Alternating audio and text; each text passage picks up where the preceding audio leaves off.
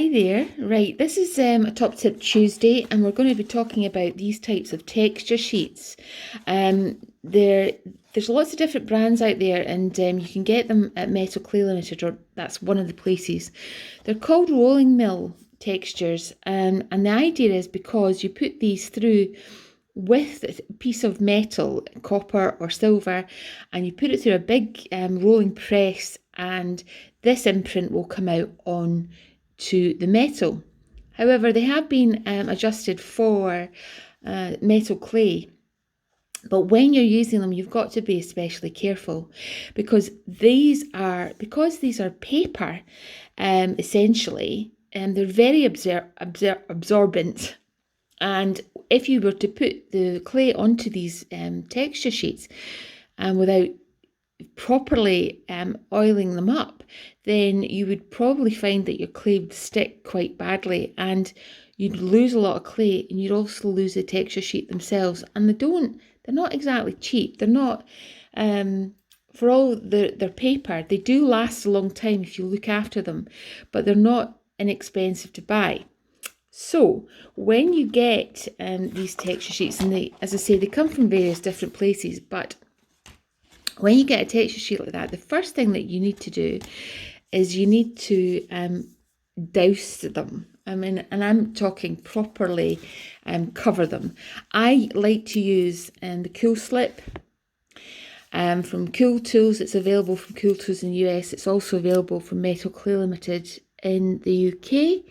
And I always do this first. So I will completely and utterly cover the texture sheet in some of the Cool Slip. Now you can use olive oil, but I find that the olive oil can leave. I find that a bit. I don't like using olive oil for this type of job. So I prefer Cool Slip, and I'll let that absorb into the paper for about 10-15 minutes.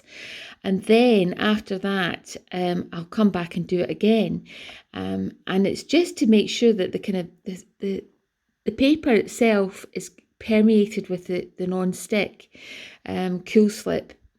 And then it's better. It works better. So once I come back and I'll redo that again and completely cover it, and then I'll show you how I roll it out.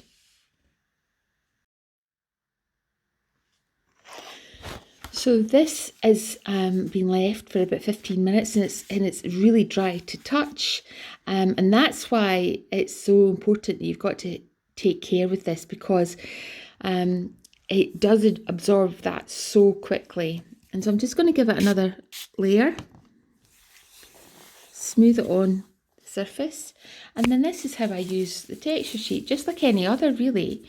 So I like it textured back for mine, so I use one of these little leather texture squares, and I roll out to 4 cards thick, or my blue slats, or 1mm if you want the depth. And I'm just going to roll out as normal. Got a nice slab there. Then take away the slats and put the green ones, or take away one card, and then put on the texture sheet on top, and then just roll as you would normally. And provided you've done the preparation of a couple of layers of release agent, and then one before you roll, hopefully you should have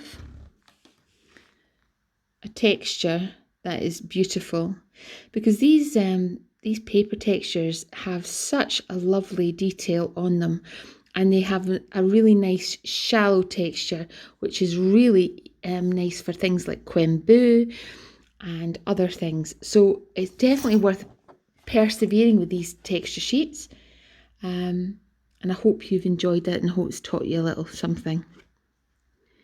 See you next time. Bye.